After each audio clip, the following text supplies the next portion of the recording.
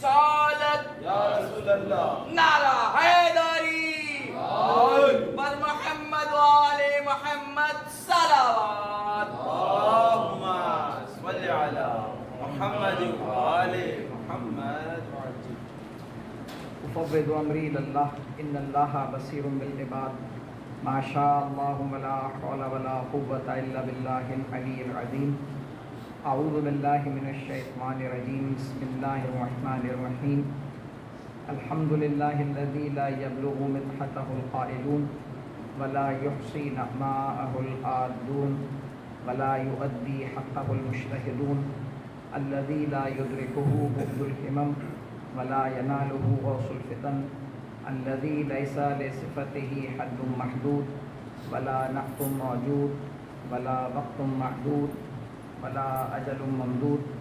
ثم الصلاة والسلام على اشرف الانبیاء والمرسلین خاتم النبیین رحمة للعالمین سیدنا و مولانا ابی القاسم محمد. اللہم صل علی محمد و آل محمد وعلى اہل بیتہ الطیبین الطاہرین المعصومین المظلومین لا سیما بقیۃ اللہ فی الارضین عجل اللہ فرجہ الشریف روحی و ارواح العالمین لتراب مقدم الہدی الذی ببقائہ بقیۃ الدنیا و بیمنہ رزق الورا و بوجودہ ثبتت الارض والسماء و بہ یملأ اللہ الارض قسطا و عدلا بعدما ملئت ظلما و جورا و لعنۃ الدائمۃ علی اعدائہم اجمعین من یوم عداوتہم الی قیام یوم الدین. اما بعد فقد قال اللہ سبحانہ وتعالی فی محکم کتابہ المجید وهو اصدق القائلین. اعوذ باللہ من الشیطان الرجیم. بسم اللہ الرحمن الرحیم. اعلموا انما الحیاۃ الدنیا لعب ولہو وزینۃ وتفاخر بینکم وتکاثر فی الاموال والاولاد کمثل غیث اعجب الکفار نباتہ ثم یہیج فتراه مصفرا ثم يكون حطاما وفي الآخرة عذاب شديد ومغفرة من الله ورضوان وما الحياة الدنيا إلا متاع الغرور. صدق الله العلي العظيم. درود پڑھیے گا اکبر. اللہم صل علی محمد و آل محمد. مؤمنین کرام، گفتگو کا سلسلہ جہاں پہنچ گیا ہے وہ ہم اس نقطے کی وضاحت پر بات کر رہے تھے کہ اسلام جو ہے وہ ایک انسانی معاشرے میں توازن کا قائل ہے اور یہ نہیں ہونا چاہیے کہ انسان محض یہ کہہ کر کہ میں اللہ کی بندگی اختیار کرنا چاہتا ہوں وہ دنیاوی معاملات یا معیشت سے ہاتھ اٹھا لے، اور نہ یہ ہو سکتا ہے کہ انسان دنیاوی معاملات میں اس قدر غرق ہو جائے کہ دنیا اسے خدا کے معاملات یعنی آخرت سے غافل کر دے. یہ نہیں ہونا چاہیے.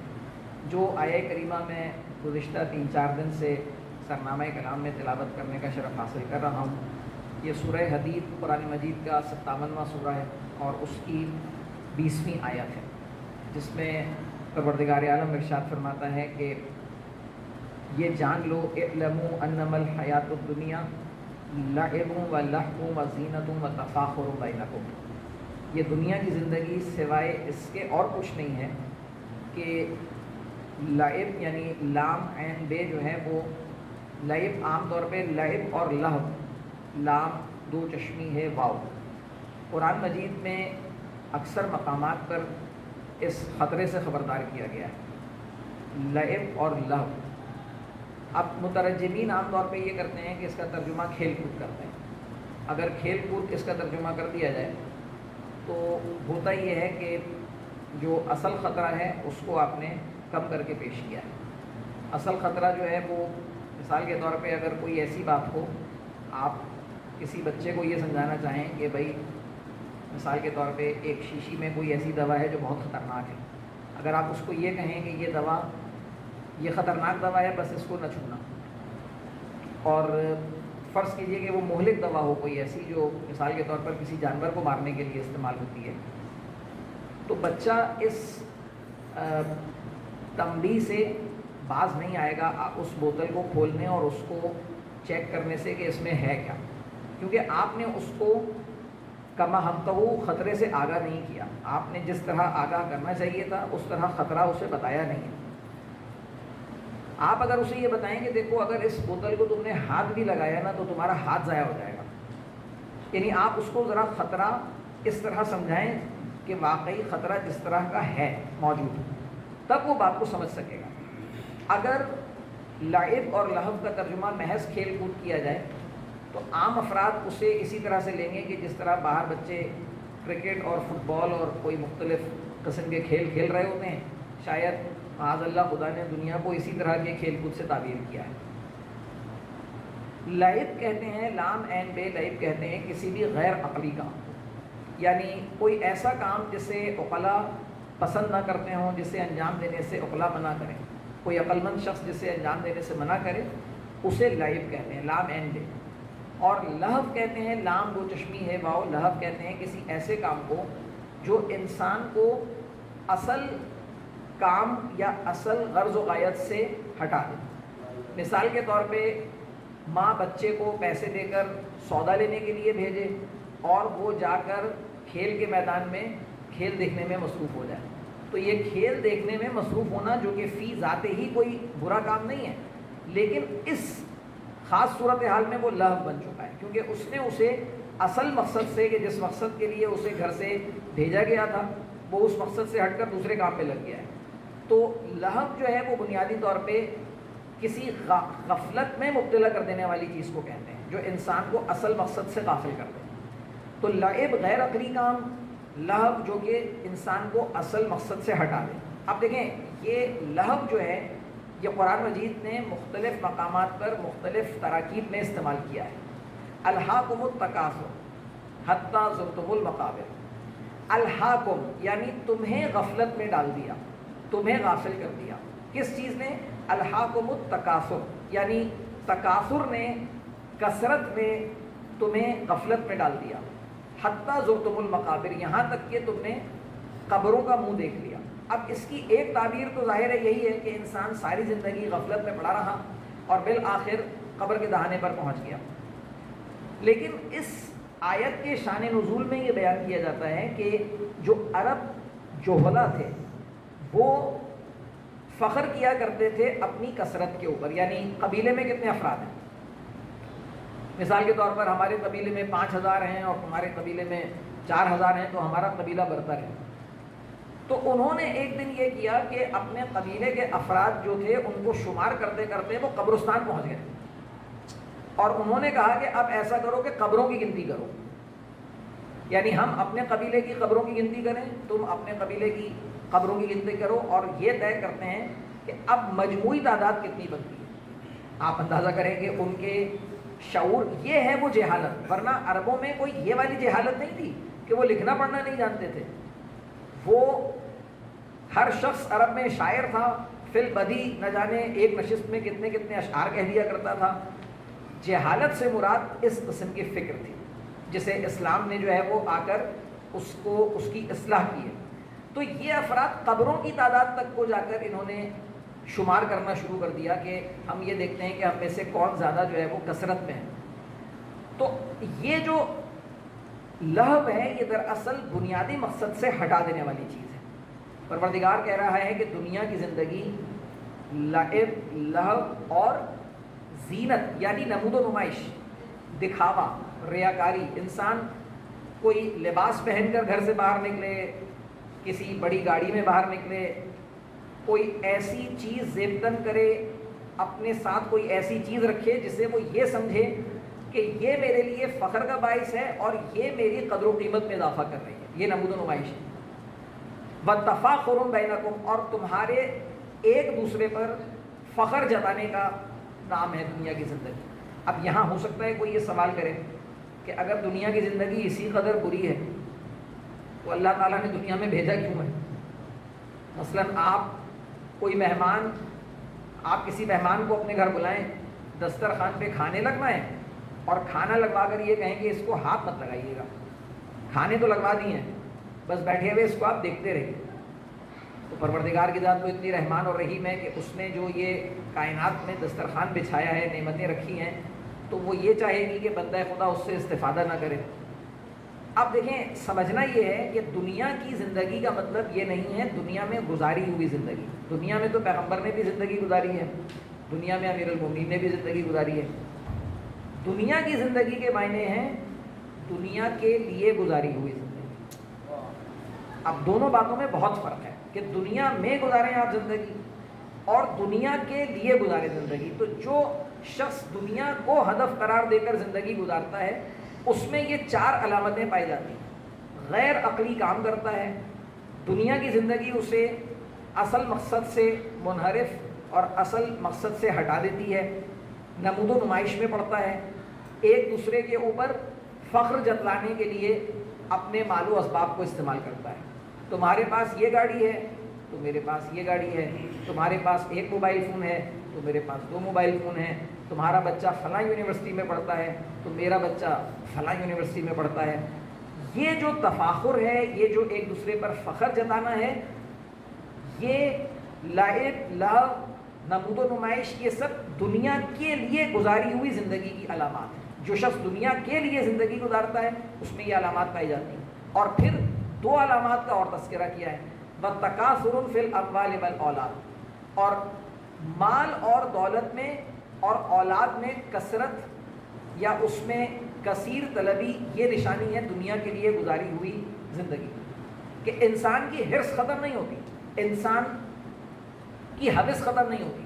امیر المومنین ایک بہت خوبصورت تعبیر استعمال کرتے ہیں، آپ کہتے ہیں کہ ان الطمع مورد غیر مصدر، حرص یا طمع، لالچ انسان کو دریا پر لے جاتی ہے اور سیراب نہیں ہونے دیتی، یعنی دریا پر لے جا کر اور واپس پلٹا دیتی ہے بغیر سیراب کو، یعنی یہ کرتی ہے حرص، یہ کرتی ہے طمع، یہ کرتی ہے گریڈ، لالچ، کہ انسان کو دریا پر لے جائے اور سیراب نہ کرے۔ اب آپ سوچیں، آپ جائیں پانی کے ذخیرے کے پاس اور پیاسے واپس آ جائیں، اور پھر آپ ارشاد فرماتے ہیں کہ وَضَامِنٌ غیر وفی، وَضَامِنٌ غیر وفی، یعنی ذمہ داری اٹھاتی ہے پورا نہیں کرتی ہے۔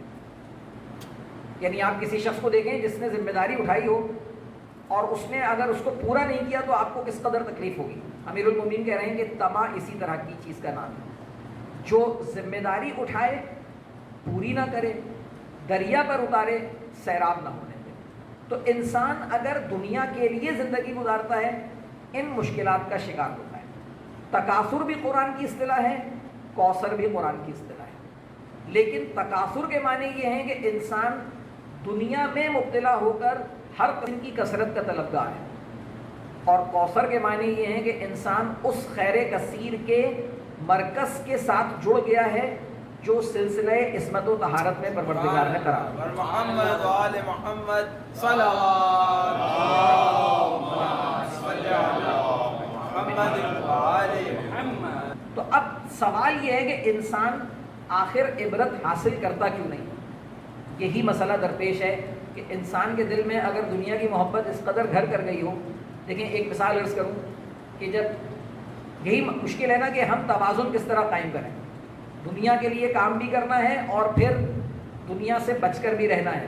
اب ظاہر ہے بچے کنفیوز ہوتے ہیں، پریشان ہوتے ہیں کہ آخر ہمیں کرنا کیا ہے، کام کرنا بھی ہے یا نہیں کام کرنا ہے۔ میں مثال عرض کرتا ہوں، سردیوں میں آپ نے دیکھا ہوگا کہ جو افراد جن کی ڈیوٹی کچھ اس نوعیت کی ہوتی ہے کہ وہ باہر کسی کھلی جگہ بیٹھے ہوتے ہیں، اب سردی سے تو بچاؤ کا طریقہ کوئی ہے نہیں، وہ کیا کرتے ہیں، جیسے ہم اپنی کالونی میں بھی دیکھتے ہیں کہ جو ہمارے سیکیورٹی گارڈز ہیں جو گیٹ پر بیٹھے ہوتے ہیں، وہ وہاں آگ جلا لیتے ہیں، چند لکڑیاں جمع کر کے آگ جلا لیتے ہیں اور اس آگ کے اوپر اپنے ہاتھ تاپتے رہتے ہیں، اس آگ کی گرمائش سے اپنے آپ کو گرمی پہنچاتے رہتے ہیں، لیکن یہ خیال رکھتے ہیں کہ نہ ان کا کپڑا جل جائے اور نہ خود وہ اس آگ سے ان کو نقصان پہنچے۔ بس دنیا کی مثال اسی طرح کی ہے کہ انسان اپنے آپ کو گرمائش بھی پہنچاتا رہے، انسان ہاتھ بھی تاپتا رہے، لیکن نہ اپنے آپ کو جلا لے نہ اپنے کپڑے کو جلا لے۔ تو اس حد تک دنیا سے رغبت رکھنی ہے اور اس حد تک دنیا سے دنیا سے دوری اختیار کرنی. یہ توازن کی کچھ یعنی ظاہر ہے میں کوشش یہ ہے کہ بھائی کچھ مثالیں ایسی ہوں جو بچے اور نوجوان سمجھ سکیں کہ ہم دنیا سے کس حد تک دور رہیں اور دنیا میں کس حد تک جو ہے وہ مشغول رہنے کی ضرورت ہے. تو اب یہ تمام فرامین ائمہ علیہم السلام کے ہماری اس رہنمائی کے لیے ہیں کہ دنیا سے انسان کو عبرت حاصل کر کے خدا کے راستے پر آنا ہے، پروردگار کے راستے پر آنا ہے. اور دیکھیں اب مجھے معلوم ہے کہ جو مومنین ہیں ان کی بیٹری امیر المومنین کے ذکر کے بغیر تو چارج ہوتی نہیں ہے. جب تک امیر المومنین کا ذکر نہ ہو ایک مومن کی بیٹری تو چارج ہوتی نہیں ہے. یہ جو دیکھیں کہا گیا نا کہ حب علی ابن ابی طالب حسنۃ لا یضر معها سیئہ. علی کی محبت ایسی نیکی ہے جس کے ساتھ کوئی گناہ نقصان نہیں پہنچا سکتا. اچھا اب یہ میں ظاہر ہے میرا فرض ہے کہ جب میں نے یہ بیان کر دیا میں اس کی وضاحت بھی کروں، ورنہ ظاہر ہے اس سے افراد کے ذہن میں کچھ مختلف قسم کے خیالات جنم لے سکتے ہیں. ایسی نیکی ہے جس کے ساتھ کوئی گناہ نقصان نہیں پہنچا سکتا. وَبُغْضُهُ، اور علی کا بغض ایسا ہے سیئۃ لا ينفع معها حسنہ، جس کے ساتھ کوئی نیکی فائدہ نہیں پہنچا سکتا. علی کا بغض وہ برائی ہے، وہ مصیبت ہے جس کے ساتھ کوئی نیکی فائدہ نہیں پہنچا سکتا، اور محبت وہ نیکی ہے جس کے ساتھ کوئی گناہ نقصان نہیں پہنچا سکتا. اچھا اب مشکل یہ ہے، امام خمینی نے بھی اسے اپنی چہل حدیث میں شامل کیا ہے اور اس کی پھر وضاحت بھی کی ہے. وہی وضاحت میں آپ کے سامنے عرض کر دوں گا. اب مشکل یہ ہے کہ یہ حدیث کوئی ایسی نہیں ہے کہ جو صرف شیعہ راویوں سے ہم تک پہنچی ہو. اہل برادران اہل سنت کے راوی ہیں، ان سے بھی یہ حدیث پہنچی ہے اور متواتر مختلف سندوں کے ساتھ پہنچی ہے.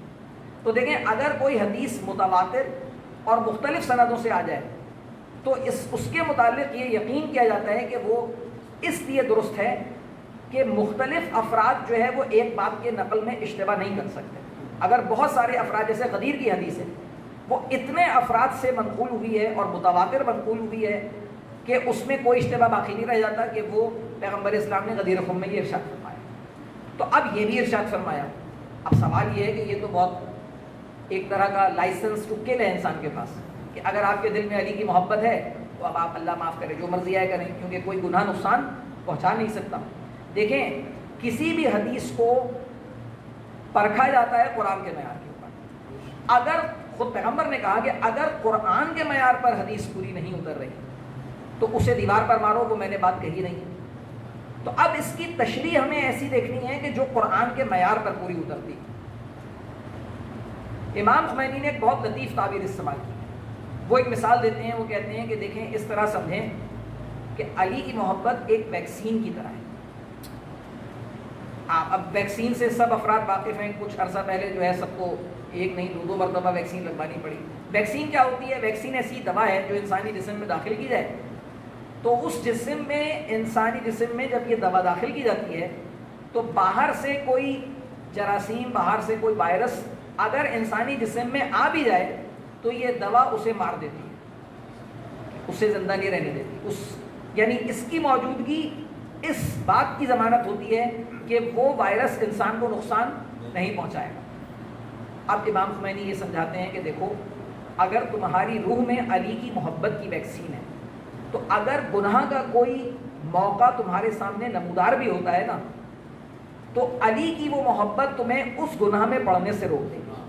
یعنی ایسا نہیں ہے کہ انسان گناہ کر لے گا، نہیں، انسان اس گناہ کے موقع کو دیکھتے ہی اس کے دل میں اگر علی کی محبت ہے تو علی کی محبت اس گناہ سے انسان کو روک دے گی. گناہ انسان کو نقصان نہیں پہنچا سکتا.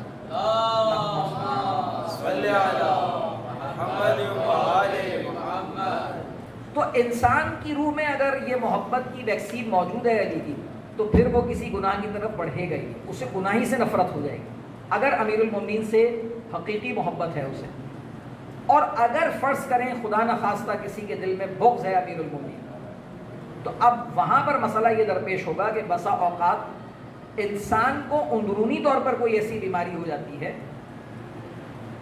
انسان کے اپنے اندر وہ بیماری پل رہی ہوتی ہے. بغض کی بیماری تو اندر ہی پل رہی ہے نا.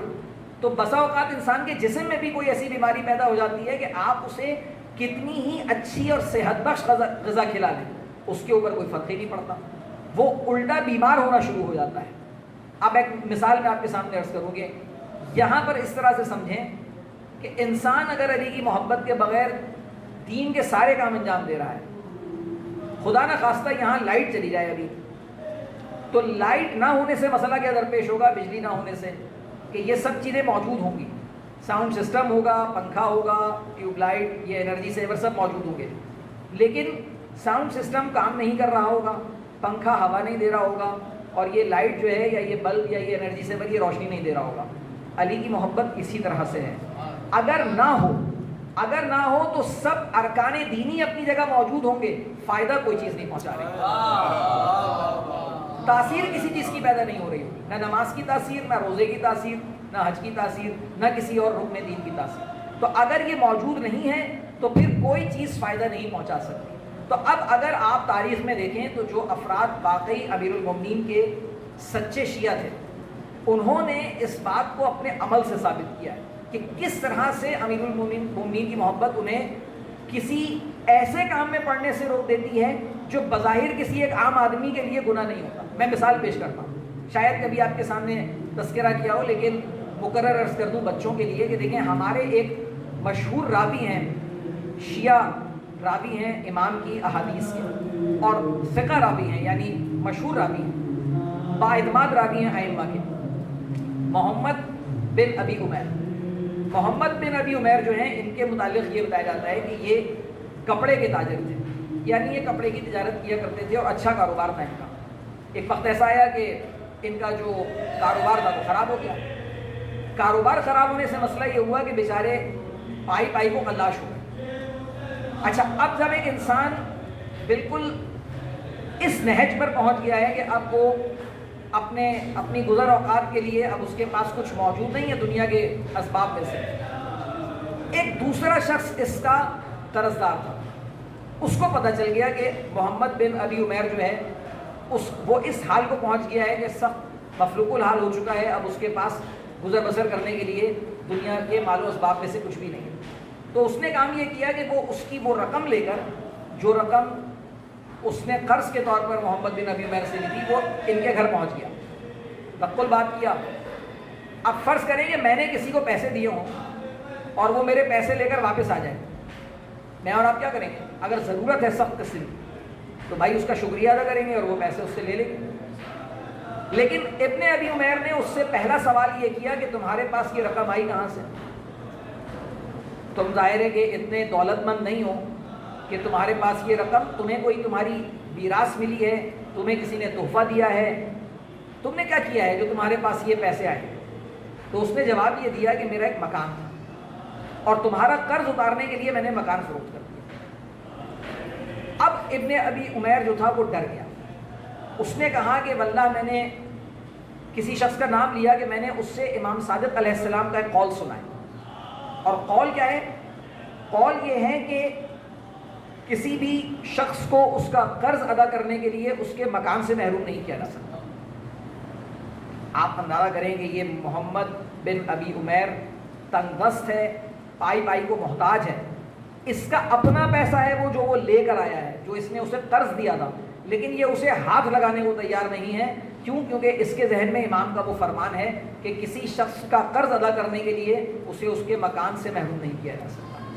یہ ہوتے ہیں سچے اور پکے شیعہ، کہ جب ان کے دیکھیں، میں نے ابھی آپ کے سامنے عرض کیا نا کہ اگر علی کی محبت کی ویکسین روح کے اندر موجود ہے تو پھر یہ تو کوئی بظاہر کسی عام آدمی کے شخص کے خیال میں تو یہ گناہ بھی نہیں تھا، لیکن چونکہ اس کو معلوم تھا کہ امام کی یہ حدیث ہے اور اس نے یہ سوچا کہ اگر میں نے یہ کام کیا تو میں تو امام کے خلاف کام کر رہا ہوں گا۔ ہم دن بھر میں امام کے خلاف نہ جانے کتنے کام کرتے ہیں، ان کی کہی ہوئی باتوں کے خلاف کتنے کام کرتے ہیں۔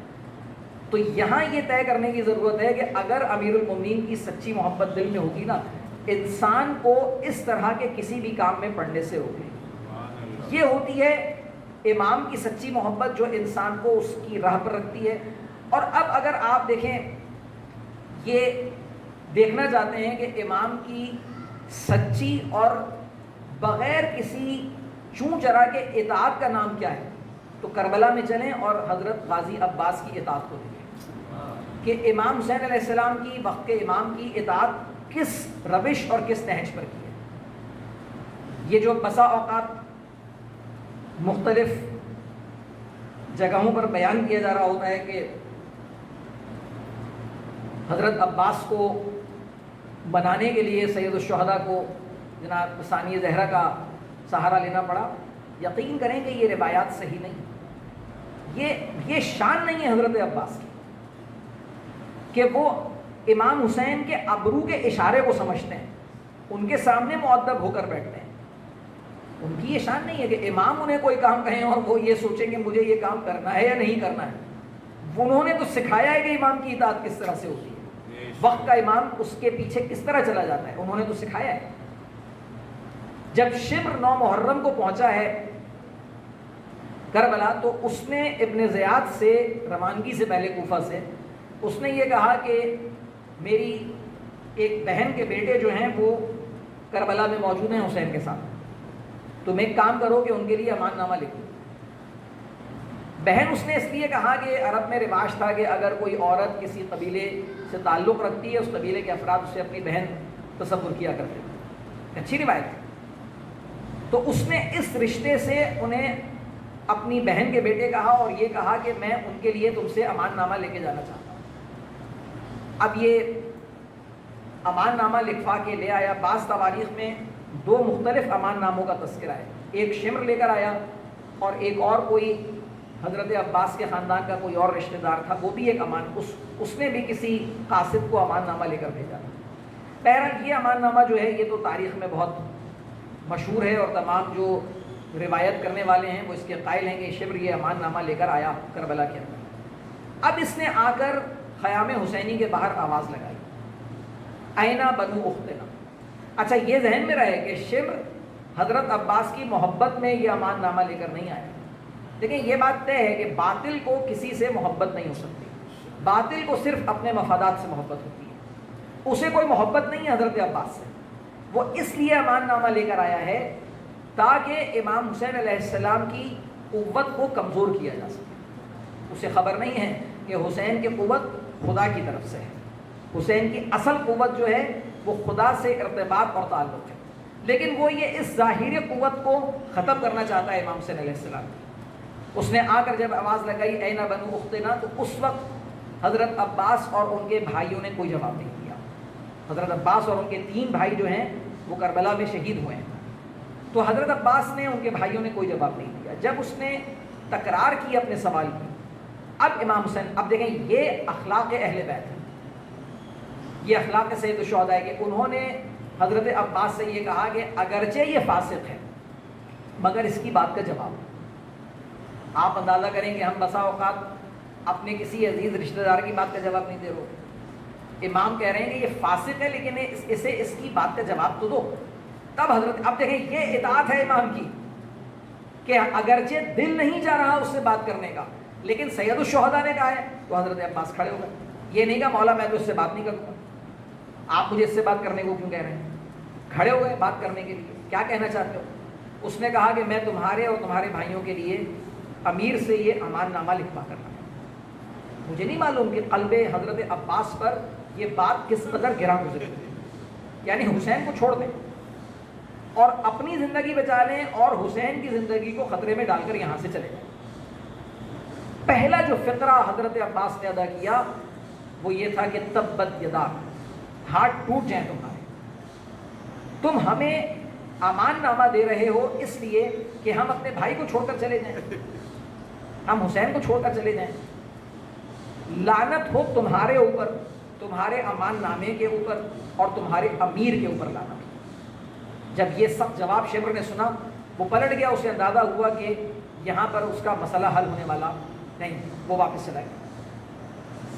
روز عاشور حضرت عباس نے اپنے 3 بھائیوں کو پہلے میدان جنگ میں روانہ کیا. ظاہر ہے سید کوئی بھی مجاہد امام حسین علیہ السلام کی اجازت کے بغیر جہاد کرنے کے لیے نہیں گیا، میدان میں نہیں گیا. ہر مجاہد نے ادب کے طور پر پہلے سید الشہداء سے اجازت لی ہے اور پھر میدان جنگ میں گیا ہے. لیکن حضرت عباس نے اپنے 3 بھائیوں کو پہلے بھیجا. کیوں؟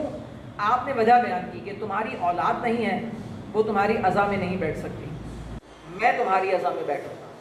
یعنی حضرت عباس اس غم کو جھیل کر اپنی قربانی کو مزید عظمت اور رفعت ادا کرنا چاہتے تھے کہ میں تمہارا غم جھیلوں، میں چاہتا ہوں کہ تم پہلے جاؤ شہید ہونے کے لیے۔ تو تینوں بھائی پہلے شہید ہوئے، اور پھر ایسا ہوا کہ وقت گزرتا رہا۔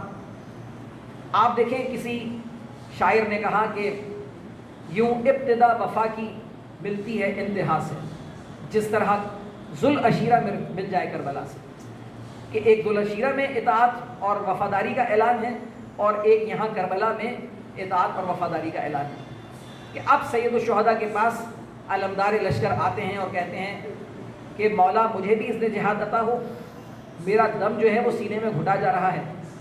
امام حسین علیہ السلام نے ارشاد فرمایا کہ عباس تم ہمارے لشکر کے علمدار ہو، بس یہ سننا تھا کہ بہت ادب کے ساتھ غازی نے اپنے ہاتھوں کو جوڑا، دائیں دیکھا اور بائیں دیکھا، اور یہ کہا مولا وہ لشکر کہاں رہا جس کا میں علمدار تھا۔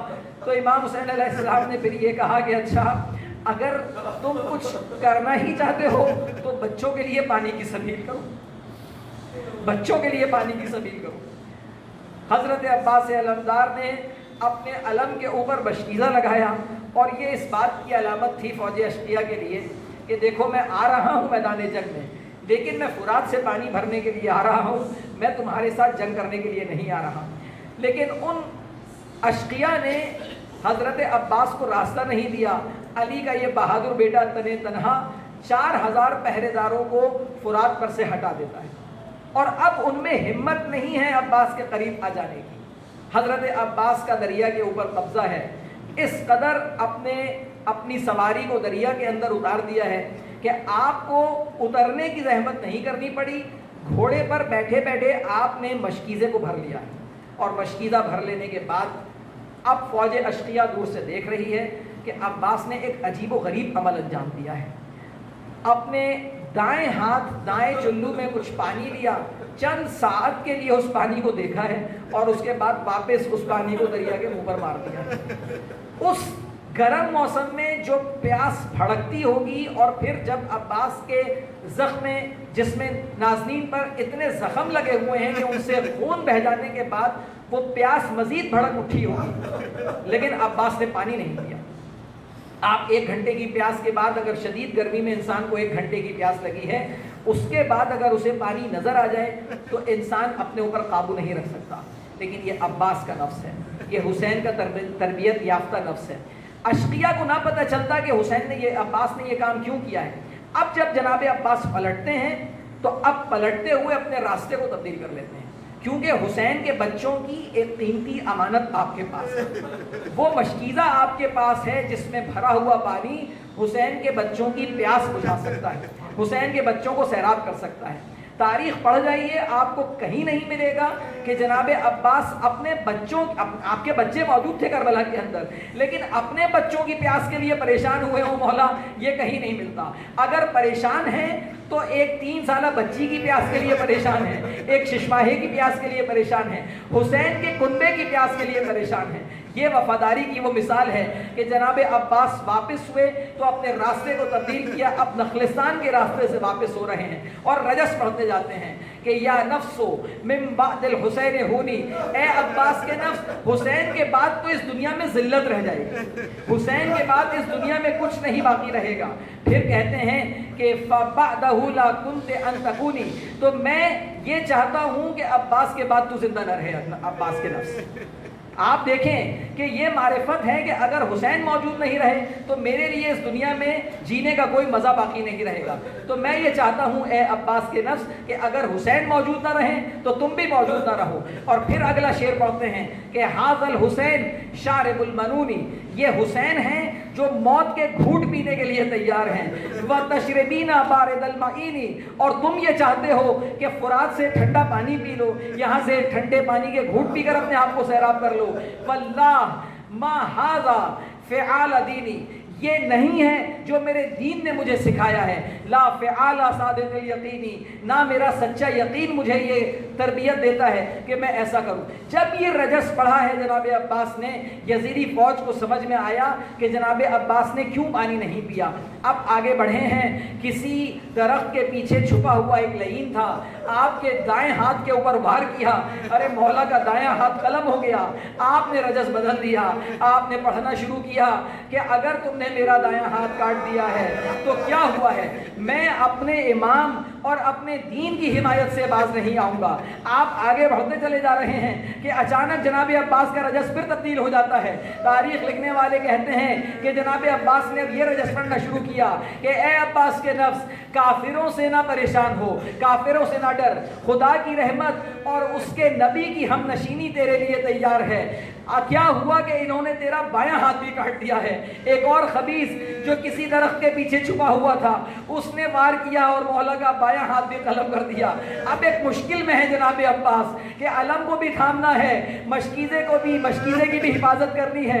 مشکیزے پر جناب عباس پورا جھک جاتے ہیں کہ تیروں کی بوچھار سے مشکیزے کو بچایا جا سکے. اپنے بدن پر تمام تیر لے رہے ہیں، یہاں تک کہ ایک تیر آ کر آپ کی آنکھ میں پیوست ہو جاتا ہے. لیکن جب ایک تیر آیا اور مشکیزے کو چھید گیا تو اب جناب عباس کی امید اس پانی کے ساتھ بہہ گئی. بچوں کی پیاس، بچوں کی امید اس پانی کے ساتھ بہہ گئی. جناب عباس کو جب دونوں ہاتھ قطع ہوئے ایک شخص نے دیکھا، آگے بڑھ کر سر کے اوپر ایک آہنی گرز آپ کے سر پر مارا اور جناب عباس اپنے رہبار کو دریا کی طرف پہلے ہی موڑ چکے تھے. شاید آپ کے دل میں یہ خیال ہو کہ اب اگر یہ امانت تو حسین کے بچوں کی پہنچنی نہیں ہے، مجھے بچوں سے حیا آئے گی کہ ان کی امانت ان تک نہ پہنچا پایا. اب جب واپس مڑے ہیں، آہنی گرز سر پر لگا، آپ زین سے زمین پر آ رہے. کسی ذاکر کے خواب میں جناب عباس نے آ کر کہا کہ میری یہ مصیبت ضرور بیان کیا کرو کہ کوئی شہید جب زین سے زمین پر آیا اس کے بازو سلامت تھے، لیکن میں کس غربت کے عالم میں زین سے زمین پر آیا. آپ جب زمین پر آئے اپنے بھائی کو آواز دی، میرے بھائی میری خبر لیجئے. امام حسین بجلی کی تیزی سے اپنے بھائی کے سرہانے پہنچے. چند سانسیں جناب عباس کی باقی رہ گئی تھی. کیا دیکھتے ہیں کہ دونوں ہاتھ قطع ہوئے ہیں، سر پہ آہنی گرز ہے، آنکھ میں تیر لگا ہوا ہے. اپنے گود میں جناب عباس کے سر کو لے لیا. حضرت میر انیس نقل کرتے ہیں کہ کیا دم کے نکلنے کا بھی ہے صدمہ جا کہا، کانپے کبھی، کروٹ لی کبھی اور کبھی کی آہ. جب آنکھ کھلی پاس سے دیکھا طرف پیشہ، بولے دم آخر نثار شہ زیجا. ارے روتے رہے شاہ شہداء، مر گیا بھائی آغوش میں بھائی کی، سفر کر گیا بھائی. اللہ لعنت اللہ علی قوم الظالمین و